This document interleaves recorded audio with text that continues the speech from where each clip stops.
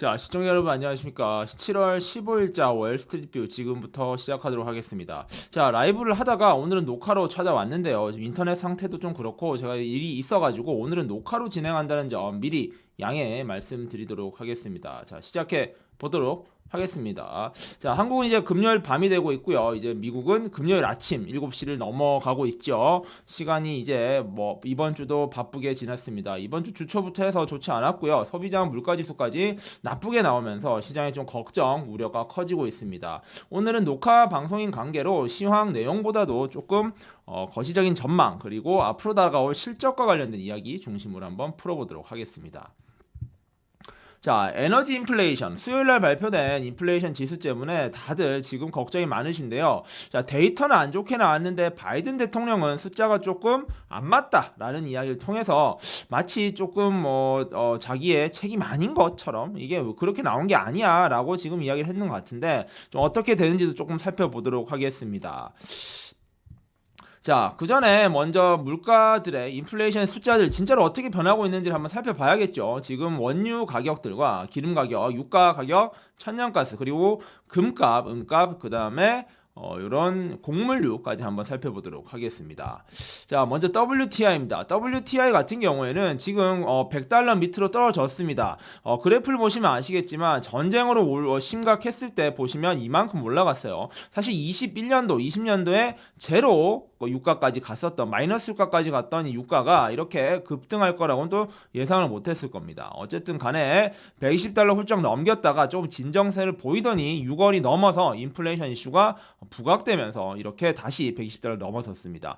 근데 또 이렇게 식는 속도가 이때 못지않게 빠르게 식었죠. 그러면서 지금 서부 텍사스 산유가 지금 90달러대를 유지하면서 현재 미국에서의 기름값도 지금 많이 빠져 있는 상황입니다. 자동차 가격이요. 자동차 기름값도 빠져 있고요. 항공유도 어제 그저께 말씀드린 것처럼 조금 하락세가 되면서 비용 리스크가 줄어들고 있다. 이런 이야기가 나오고 있죠. 자, 천연가스도 한번 보겠습니다. 천연가스도 제가 지금 그래프를 1년으로 가지고 왔습니다. 작년 6월, 7월부터 해서 올해 7월까지 그래프를 보시면 되는데요. 자, 보십시오. 지금 얼마나 많이 흔들렸고 많이 올라갔는지 보이시나요? 자, 작년 1년 전만 해도 이렇게 낮았던 천연가스가 2배 이상 올랐습니다. 2배 이상 올라서 이건 대략 전쟁 때보다 지금이 더 올랐죠. 천연가스는 이제 유럽에서 수요가 워낙 많다 보니까 유럽 수요가 그동안 이제 누적됐던 게 폭발되면서 이렇게 많이 모자라게 되면서 가격이 올랐습니다. 그래서 이것도 정점을 찍었다가 지금 다시 떨어진 다음에 약간 또 올라가고 있는데요. 연초 대비 80% 올랐고 1년 전에 비해서 무려 2배 이상 120%가량 오른 상황을 보실 수 있습니다. 인플레이션이 장난이 아닙니다. 천연가스도 좀 잡히다가 지금 올라가고 있고요. 유가만 계속 떨어지고 있지 천연가스는 또 조금 다른 그래프를 보이고 있다는 것도 체크하셔야 될 것 같아요. 자, 에너지와 관련된 모든 걸 한번 모아온 데이터를 가져와 봤습니다. 자, 1년 전 2월로 봤을 때는요, 대부분의 이제 가스나 이런 유가들이 많이 올랐습니다. 보시면 TTF 가스는 426% 올랐고요. UK 가스는 209% 올랐습니다. 그 외에 대부분 크루드오일, 브렌트유, 천연가스 같은 게 최소한 30%, 많게는 80% 오르면서 지금 유가의 흐름, 에너지 인플레이션이 얼마나 심각한지 이게 지금 핵심이거든요. 이게 이렇게 오르면서 소비자 물가지수도 많이 안 좋았는데 이러한 문제도 한번 체크해 보시면 좋을 것 같습니다. 자, 반면에 위에서 살펴봤다시피 금값 같은 경우에 여긴 금이 없네요. 금값은 많이 떨어지고 있습니다. 안전자산이잖아요. 사실 이제 뭐 주식이 붕괴되거나 경기가 어렵거나 불안정성이 커지면은 금값은 오르기 마련입니다. 근데 지금 전반적인 자산 하락, 인플레에 대한 이제 거품이 이제 꺼지는 버블이 꺼지는 상황이 이어지면서 금값 역시 계속 빠지고 있어요. 그래서 지금 좀 특이한 상황인데요. 자, 한때 2,000달러까지 갔었습니다. 트라이언스당 이제 2,000달러까지 가다가 그게 지금 쭉쭉 빠지더니 1,700달러까지 떨어졌어요. 정말 많이 떨어졌죠. 이게 보시면은 거의 이게 1년 전보다도 많이 빠져 있습니다. 자, Y2D 이제 작년 올해 초보다도 6% 빠졌고요. 거의 뭐 변동성이 없던 이제 금값이 지금 많이는 아니죠. 그래도 어쨌든 빠져 있는 상황이에요. 고점 대비는 한 30%, 15% 정도 빠진 건데 어쨌든 연초 대비로는 비슷한 상황입니다. 연초까지 온 거죠. 자, 이게 어쨌든 간에 금값도 계속 떨어지면서 혹시 뭐 요 최근에 연초부터 해서는 이제 위험하니까 안전자산 금에 투자하라는 이야기가 많이 나왔었거든요. 근데 이제 되려 금에 투자했다가는 상황이 더 안 좋았을 뻔한 이런 상황으로 가고 있습니다. 지금 모든 이제 실물화폐, 실물 자산들의 가치 하락이 지금 다 이루어지고 있죠. 심지어 가상화폐조차도 다 떨어지면서 시장의 불안감이 커지고 있습니다. 자, 은값 역시 많이 떨어지고 있습니다. 원자재 가격까지 떨어지고 있어요. 자, 보시면은 은값 같은 경우에도 지금 3월 4월까지 올라갔다가 그 정점을 찍은 이후로 계속 빠졌습니다. 그래서 연초 대비로 무려 20% 빠져 있고요. 은값 역시 지금 많이 빠져 있는 상황입니다. 자, 이번엔 쿠퍼 한번 구리도 보겠습니다. 구리 같은 경우에도요, 지금 보시면 고점 대비 많이 빠졌습니다. 한때 지금 연초 대비로는요 26% 빠져 있고요, 1년 전보다는 23% 빠져 있습니다. 구리 가격조차 이렇게 많이 빠져 있고요. 그렇게 금은 이제 구리 3대 원자재 가격도 현재는 많이 빠져 있다는 거. 요거는 좀 약간 인플레이션과는 반대의 모습이죠. 한번 확인하시면 될 것 같습니다. 한번 가져왔고요. 자, 위트입니다. 이제 밀이죠. 밀 가격 역시 지금 많이 올랐다가 지금 약간 잡히고 있긴 합니다.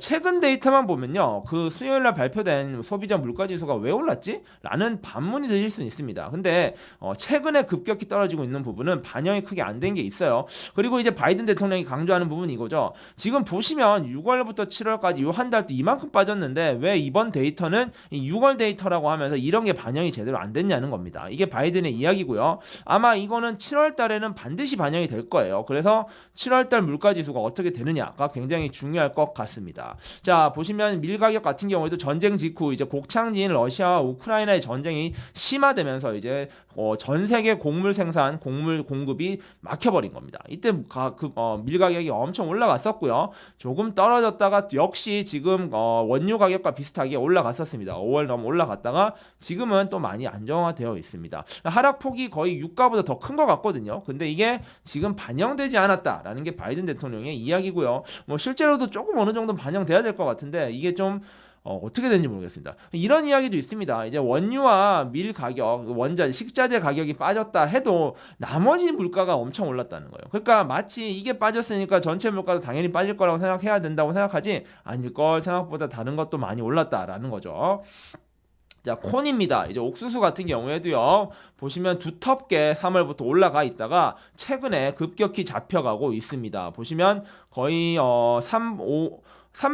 200달러, 그러니까 한 20% 정도 빠진 것 같네요. 25% 정도가 빠진 것 같고요. 그때 말씀드린 약 곡물류는 25%에서 30% 빠졌다. 그 숫자가 그대로 반영되어 있는 것 같습니다. 자, 그 다음에 보시면요, 그래서 하여튼 인플레이션과 관련해서는 최근에 하락세를 보이는 거 있긴 한데 과연 이런 것들이 지금 제대로 반영이 안 된 것인가, 또는 7월 달에는 제대로 반영이 될 것인가, 이게 관건이 될 것 같습니다. 그래서 저희가 한번 구체적인 종목과 구체적인 현물을 중심으로 한번 살펴봤고요. 이런 트렌드는 저번에도 한번 뭐 간단히 소개시켜 드렸지만 좀 인덱스 있게 이렇게 말씀드린다는 거 체크 한번 하시면 될 것 같습니다. 자, 그리고 두 번째로 이야기할 거는요, 바로 이제 장단기 금리 역전 현상입니다. 이것도 며칠 전부터 지금 계속 이야기가 나오고 있습니다. 오늘 뭐 역전된 건 아니고요. 지금 며칠 전부터 계속 그게 심화되고 있습니다. 지난 4월에도 한번 역전이 됐었는데 지금 올해 들어 두 번째 역전 현상입니다. 자, 2007년 이후의 최악 상황, 가장 많은 역전 현상이 나타나고 있다고 합니다. 지금 뭐 어디 조사 자료에 따라서는 좀 다르게 나오더라고요. 숫자를 잘못 다르게 잡으면은 뭐 2000년 이후 처음이라는 말도 있는데, 제가 찾은 자료로는 2007년 이후 약 15년 만에 지금 최악의 역전 상황이라는 거죠. 자, 리세션 전조로 평가받고 있는 이것이고, 최근 1년간 올해만 두 차례째 발생하고 있습니다. 자, 통상적으로 이 장단기 금리 역전 현상이 발생하면 1년에서 1년 6개월 내 리세션이 발생한다고 하는데, 재미있는 건요, 지금 1분기, 2분기 GDP 수치가 마이너스일 확률이 높잖아요. 2분기까지. 그러면 실질적으로 리세션이 발생한 겁니다. 그러니까 이 장단기 역전 현상이 발생하고 약 2달여 만에 결국에는 발생한 거예요. 자, 보시면 그렇습니다. 지금 자, 요때 한번 역전 현상이 요때 발생한 거죠. 요게 지금 올해 4월쯤에 발생한 거고, 이게 멀리 본 겁니다. 역전 현상이 2019년도에도 있긴 있었는데 요건 아주 짧게 찍고 넘어왔었죠. 그리고 보시면은 지금 요쪽입니다. 제 그래프를 좀 더 줄였어야 되는데 이게 옛날부터 18년부터의 데이터네요. 자, 요때 한번 역전이 됐었고 지금 그 역전 폭이 뭐 요때 19년에서 20년 사이 있었던 요 살짝보다는 훨씬 깊죠. 이게 되돌아가 보면은 2007년까지 되돌아가야지 이 정도의 깊이가 나온다는 겁니다. 요때도 역전되는데 요때는 역전된 직후에 바로 올라왔어요. 그래서 괜찮네라고 했었는데 요번에 지금 역전 현상은 꽤 그 깊이가 계속 날카롭게 깊어지고 있다는 겁니다. 지금 보시면 마이너스 0.22까지 역전이 됐거든요. 이게 굉장히 크게 역전되고 있는 겁니다. 자, 22bp잖아요. 그러니까 엄청나게 많이 올라가고 있는 거죠. 자, 10년물이 지금 2.9%대입니다. 3% 밑으로 내려가선 다시 안 올라가고 있는데 문제는 2년물 금리가 지금 막 급등하고 있는 겁니다. 이게 금리 변동성을 반영하는 게 바로 2년물 금리거든요. 보시면 이렇게 가파르게 오르면서 지금 3.2와 2.9 마치 거꾸로 해야 될 것 같은 숫자들이 완전히 반대로 되어 있습니다. 이게 지금 계속 이어지고 있다는 거 시장의 불안감을 커지고 있습니다. 인플레이션은 계속 심화되고 있고요. 금리 인상에 대한 목소리는 커지고 있죠. 자, 그래서 이번에는 전 세계 금리 인상 현황을 보겠습니다. 어제 다뤄드린 대로 캐나다가 1%포인트를 올렸습니다. 굉장히 충격적이죠. 근데 이게 뭐 처음 있는 일이 아니라고 해요. 한국은 지금 0.5% 포인트 올린 게 처음 있는 일인데 캐나다는 1%포인트 올린 게 과거에도 있었습니다. 그랬던 캐나다가 또 기습적으로 올렸는데, 자, 전 세계 중앙은행의 이제 금리 한번 정부의 금리 한번 보시겠습니까? 다들 보면은 최근에 바꾼 데가 어디냐면요. 한국은행 같은 경우가 최근에 며칠 전에 바꿨죠. 0.5% 포인트 올려서 현재 2.25까지 올렸고요. 그다음에 페드 같은 경우에는 1.75에서 2호까지 지금 올려놓은 상황입니다. 1.75까지 올라놓은 상황이고요. 자, 이게 6월인데 이번 7월 말에 또 올릴 건데 그게 얼마나 올릴 것인가? 이게 지금 세계 경제의 관심사라고 보시면 됩니다. 자, 유럽 중앙은행 아직도 제로금리 계속 유지 중인데 여기도 이제 변동성이 보이려 해요. 자, 영국은행은 지금 1.25%로 역시 6월에 올렸습니다. 6월에 25bp 올렸고요. 요 다음에 또 얼마나 올릴 것인가 올릴 걸 예고하고 있죠. 그리고 지금 다 올리고 있습니다. 스위스 국제은행 같은 경우에도 지금 마이너스 금리 계속 갔었는데 최근에 무려 50bp 올렸습니다. 이게 6월이고요. 호주 역시 50bp 올려서 1.35까지 올렸습니다. 근데 아마 전 세계 기준 미국을 중심으로 봐야 됩니다. 미국에 비해서 한국은 미리 선제적 올려놨죠. 근데 미국이 만약에 다음 요번 7월 말 FOMC에서 1%포인트를 올려버리면 곧바로 재역전이 됩니다. 한국은 또 따라가야 되는 상황이에요. 그러니까 한국이 미리 준비를 어찌 보면 잘했던 건데 하여튼 페드의 움직임을 예의주시해야 될 것 같습니다. 자, 캐나다가 지금 한국처럼 미리 선제적으로 선반영을 해버린 겁니다. 원래 1.5%였던 금리를 2.5%로 무려 100bp, 그러니까 1%포인트 올려버린 겁니다. 자, 이 캐나다가 했던 스텝을 과연 연방준비은행 미국도 할 수 있느냐, 이게 관건이 될 것 같아요. 자, 바로 캐나다도 역전시켜버렸죠. 캐나다도 미국보다 금리가 낮았었는데 요번 금리 인상을 통해서 바로 금리가 더 높아졌습니다. 어쨌든 간에 버퍼를 마련해 놓는 거죠. 자, 일본은 뭐 기본적으로 지금 정책 자체를 그냥 이제 제로금리로 해서 가는 걸로 방향을 잡고 있고요. 러시아나 뭐 중국 이런 브라질 같은 경우는 특수 상황이 많으니까 여긴 좀 정부의 리스크, 개별 리스크가 있으니까 요건 좀 제외해보고 한번 살펴보도록 하겠습니다. 자, 보시면 아시겠지만 주요국들이 금리를 다 올렸어요. 그것도 지난달 요번 달에 올리고 있다는 거. 자, 한국은행부터 한번 보겠습니다. 한국은행은 그래도 차근차근 밟아 갔어요. 자, 0.25씩 꾸준히 올라서 두 달 올리고 두 달 참고 올리고 참고 이런 식으로 해서 잘 올려왔습니다. 아주 안정적으로 올려서 지금 2.25까지 만들어놨죠. 근데 잘했다 했더니 이제 미국이 막 달려오기 시작하는 겁니다. 미국이 지금 이렇게 오랫동안 기준금리를 제로로 가져다가 드디어 올리기 시작을 했죠. 그래서 지금 처음에 0.25 올렸다가 0.5 올렸다가 0.75 올렸는데 무슨 이게 뭐죠? 이게 수열 중에도 이런 거 있죠. 등비 수열이라고 해야 되나요? 등가 수열, 등차 수열인가요? 다시 이번엔 1% 올리면 그 폭이 또 올라간다는 겁니다. 그래서 지금 연방준비은행의 스텝 어떻게 갈 것인가 굉장히 중요해질 것 같아요.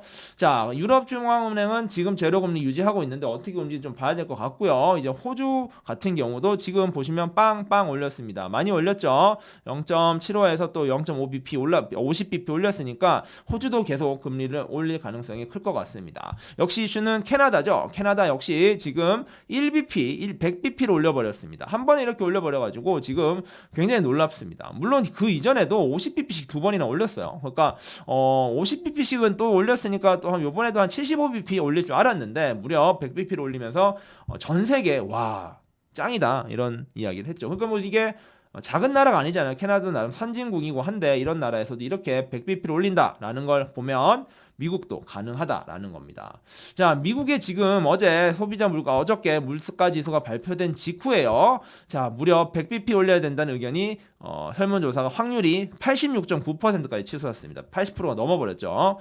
충격적입니다. 그리고 이게 근데 바로 그 전날입니다. 소비자 물가지수 발표되기 전날의 데이터 제가 조사했던 건데 이때는 75bp가 88%였고요. 11%밖에 안 됐었던 100bp 인상이 무려 80%까지 올라간 겁니다. 그래서 금리 인상 과연 어떻게 이루어질지도 굉장히 중요한 관전 포인트가 될 것 같습니다.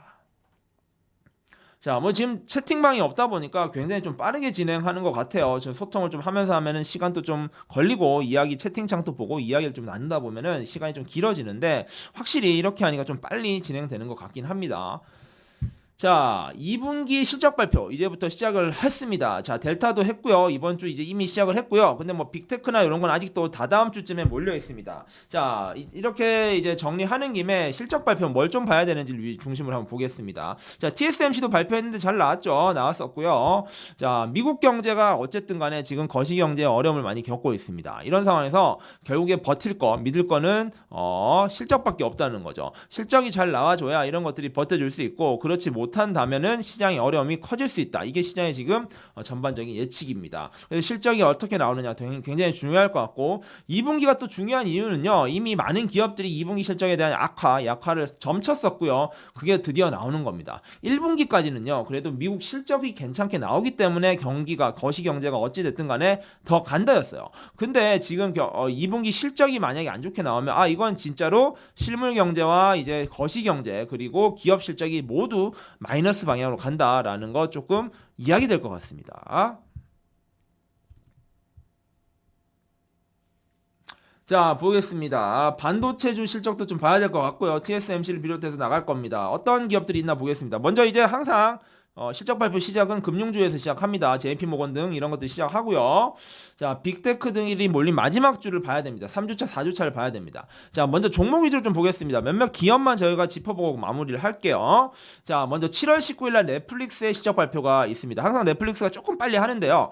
2분기에 200만 명이 감소할 것이라는 우려를 1분기 발표 때 했죠. 1분기 때 넷플릭스가 처음으로 창사 이래 처음으로 가입자 수가 감소를 했는데 문제는 2분기에 무려 200만 명이 감소한다라는 예측을 내놓은 겁니다. 그게 실제로 현실화될지 그리고 그랬을 경우 넷플릭스가 어떤 실적을 내놓을지가 굉장히 중요해질 것 같아요. 그래서 또 넷플릭스는 이러한 위기 상황에서 반등을 마련하기 위한 준비를 하고 있죠. 그게 일단 저렴한 요금제를 내는 대신에 이제 광고를 붙인 형태의 이제 이 수익 모델이 나옵니다. 이게 어떻게 나올지 좀 발표될지도 봐야 될 것 같고요. 어쨌든 관건은 이제 가입자 수가 어떻게 되느냐 이게 제일 중요할 것 같습니다. 그리고 지금 여러 명이 계정을 동시에 사용하는 거 막는다 했었죠. 이걸 또 어떻게 처리할 건지 등을 좀 살펴보면 좋을 것 같아요. 자, 아까 말씀드린 광고 모델 어떻게 도입할 것인가 이게 가장 관심사고요. 지금 이거와 관련해서 이게 괜찮을 것이다라는 애널리스트 전망도 있고 이게 엉망진창이 될 것이다라는 전망도 있습니다. 그래서 실적 개선에 대한 기대감이 없을 경우에는 아마 주가가 더 빠질 가능성이 매우 크다라는 것까지 체크해 보시면 좋을 것 같아요. 자, 그리고 바로 다음날 7월 20일 테슬라의 실적이 발표됩니다. 자, 날짜를 좀 기억을 하시면은 주가가 갑자기 왜 이렇게 흔들리지 하기 전에 오늘 실적 발표구나 라고 아실 수 있을 것 같습니다. 자, 일단은 2분기 테슬라 실적은 관련해서는 판매량, 생산량과 이제 인도량 발표는 이미 지난주에 나왔습니다. 근데 역시 중국 공장의 셧다운 문제 때문에 좋게 나오진 못했어요. 이거는 어느 정도 예상됐던 바입니다. 자, 그런 예상됐던 비슷한 결과가 나왔었고 그게 실제로 수익 악화로까지 이어졌는지는 봐야 될 거예요. 아마 악화가 이뤄질 건데 얼마나 안 좋아졌을 거냐를 봐야 될 거고요. 또 의외로 또 어떻게 또 머스크가 마술을 부려서 좋게 만들어 놓으면은 이것도 깜짝 놀랄 만한 성과라고 보일 것 같습니다. 실제로 머스크가 시장의 예상치를 뛰어넘는 테슬라의 실적 잘 발표했거든요. 그래서 그런 부분들 그리고 이제 공장 2개가 지어졌죠. 공장과 관련된 부분 또 봐야 될 것 같고요. 그리고 마지막 관전 포인트는 대량 해고 지금 이슈가 있죠. 이미 산마테오에 있는 직원 229명을 지금 해고했는데 이러한 해고와 관련된 그리고 슈퍼배드 필링 지금 거시경제에 대한 우려가 된다라는 이야기를 했던 거와 관련해선 어떤 이야기 할지 등도 한번 살펴보면 좋을 것 같습니다. 자, 그리고 바로 다음날 7월 21일에는 스냅의 실적 발표가 있습니다. 뭐 스냅 자체 기업에 대단한 관심도가 있을 건 아닌데요. 자, 에릭 슈피겔 CEO가 실적 악화로 예고된다. 실적 악화가 예고된다는 메모를 지난달에 내면서 주가 스냅이 박살이 났습니다. 스냅 주가가 하루 사이에 40% 넘게 빠지면서 안 좋은 모습을 보였는데 그랬던 스냅 얼마나 실적 악화가 예상됐던 거고 실제로 실적 악화가 얼마나 이루어지는지를 한번 보면은 이 스타트업 기업들의 약간 반면교사 스타트업 및 IT 테크 좀 작은 기업들이 어떻게 될 것인가에 대한 좀 바로미터가 될 것 같아요. 그래서 스냅 주식은 그런 의미로 한번 좀 살펴보면 좋을 것 같습니다. 그래서 좋아 보이진 않지만 이미 선반영돼서 나쁘게 되어 있기 때문에 더 얼마나 나쁠지는 그날 좀 실적 발표를 보면서 판단을 해야 될 것 같아요. 자, 그리고 7월 22일입니다. 7월 22일 트위터에 발표가 있는데요. 머스크의 리스크 속에서 실적의 결과 어떻게 나올지 좀 봐야 될 것 같습니다. 사실 트위터의 2분기는 사실 진짜 지옥이었습니다. 지옥이었다 보니까 이 상황이 어떻게 결과로 이어질지는 좀 봐야 될 것 같은데요. 머스크 리스크가 너무 컸고 실제 지금도 소송전은 이어지고 있습니다. 그렇다 보니까 이 문제를 어떻게 해결할 것인가까지 한번 살펴봐야 될 것 같습니다. 그리고 스팸봇 이슈 이것도 아마 소송전의 내용이 불거지면서 더 계속 나올 거거든요. 이런 부분도 한번 같이 살펴보시면 좋을 것 같습니다. 아마 구체적인 내용들 많이 나올 것 같아요. 그러니까 이제 트위터는 실적 발표뿐만 아니라 소송전의 내용도 같이 나올 것 같습니다. 자, 그리고 25일 구글입니다. 25일 날부터 구글, 26일 날 마이크로소프트, AMD, GM 등 빅테크 기업 및 자동차 대장주들이 이제 실적이 나옵니다. 중요하죠. 어쨌든 빅테크 실적이 잘 나와야 미국 경제도 좀 잘 받쳐줄 거고 나스닥 주식과 직접 연결되어 있는 주가들이다 보니까 이 실적들 어떻게 나오는지 잘 살펴봐야 될 것 같습니다. 자, 클라우드 사업 계속 제일 잘 되고 있었던 클라우드 사업 구글의 마이크로소프트 역시 이번에 좋을지 그거 외에 어떤 수익 모델 지금 광고 모델들이 좀 약화되고 있는데 광고 수익이 악화되는 게 구글이 얼마나 나올지 이런 것들도 한번 살펴봐야 될 것 같고요. 구글과 MS 역시 직원 수를 줄이겠다 등의 이슈들이 있는데 이 부분도 한번 봐야 될 것 같습니다. 자, AMD 같은 경우에도 어쨌든 간에 지금 반도체 시장의 위기 속에서 실적을 내기 위해서 잘하기 위해서 애를 쓰고 있는데요. 어떤 실적 나올지 봐야 될 것 같고요. GM 같은 경우와 이제 요 다음 날이 포드입니다. 7월 27일 포드인데 이 두 개 회사 같은 경우에는 전기차로 이제 트랜지션 하는 거 얼마나 잘 되고 있는지 그게 굉장히 중요할 것 같아요. 전기차 전환율 잘 이루어지고 있는지 생산 가동률 그리고 수익 어떻게 잘 나오고 있는지를 좀 봐야 될 것 같습니다. 그리고 공통적으로 또 한 번 더 강조드리는 건 이제 직원들의 레이오프 이제 정리해고 또는 임금과 관련된 부분들 비용 문제들을 또 잘 살펴봐야 될 것 같아요. 자, 마지막으로 봐야 될 거 이제 제일 중요한 기업들 메타 퀄컴 포드가 27일 날 있고요. 28일 날 애플 아마존 맥도날드 인텔이 있습니다. 맥도날드 먼저 말씀드리면 일단 러시아 사업을 철수해버렸잖아요. 이거와 관련해서 맥도날드의 수익성 얼마나 악화되는지 한번 살펴봐야 될 것 같고요. 나머지는 빅테크 기업입니다. 포드는 아까 말씀드린 대로 전기차 전환율 봐야 될 것 같고 27일날 메타, 퀄컴 특히 메타 같은 경우에는 지금 메타버스와 관련된 수익이 잘 안 나오고 비용 투자가 너무 많으면서 지금 팀 개선과 인력 고용 이제 속도 조절을 하고 있죠. 이거와 관련된 내용 어떤 게 포함되는지 봐야 될 것 같고요. 퀄컴 같은 경우에는 이제 애플과 관련된 긍정적 뉴스가 나왔었죠. 애플 독점 공급을 하는 퀄컴 칩과 관련해서 어떤 또 좋은 성과가 나올지 퀄컴은 좀 기대가 됩니다. 28일 애플과 아마존, 인텔을 보면요. 아마존 같은 경우에는 계속 부침이 심한 상황인데 과연 어떤 돌파구를 보여줄 수 있을지도 좀 살펴봐야 될 것 같습니다. 애플 같은 경우에는 아이폰 14가 출시를 앞두고요. 과연 2분기 실적 아이폰 13의 판매량 많이 좀 떨어졌을 텐데 여전히 잘 되고 있을지 그런 거 살펴보면서 중국 공장 및 어떤 다음 작품들 내놓을 수 있을 거에 대한 기대감도 같이 좀 살펴봐야 될 것 같습니다. 애플이 좀 중요할 것 같아요. 인텔도 한번 반도체주의 대장주로 한번 봐야 될 것 같습니다. 자, 오늘 준비한 소식은요, 여기까지입니다. 자, 제가 사전 녹화다 보니까 프리마켓은 살펴보지 못하고요. 이렇게 마무리를 하려 합니다. 자, 금요일 저녁에 잘 보셨나요? 제가 실적 발표까지 좀 쭉 꼼꼼하게 챙겨드린 이유가 있는데, 제가 안타깝게도 다음 주에 휴가를 가게 됐습니다. 휴가를 가다 보니까 제가 다음 주 실적 뉴스들은 제가 직접 정리를 할 수가 없네요. 그래서 관련된 내용들은 이렇게 다뤄줬고요. 자, 일주일간의 휴가 잘 마치고 제가 그 다음 주에 돌아오도록 하겠습니다. 저도 이제 개국 이래 라이브 방송을 지금까지 한 번도 쉰 적이 없었는데 이렇게 좀 쉬게 되어서 송구한 말씀을 드리겠습니다. 그럼 전 일주일간 재충전 잘 하고요. 그 다음 주죠. 언제죠? 날짜로 따지면은 25일인가요? 25일 저녁에 찾아오도록 하겠습니다. 자, 그러면 시청해 주셔서 감사하고요. 전 다다음 주에 찾아뵙도록 하겠습니다. 감사합니다.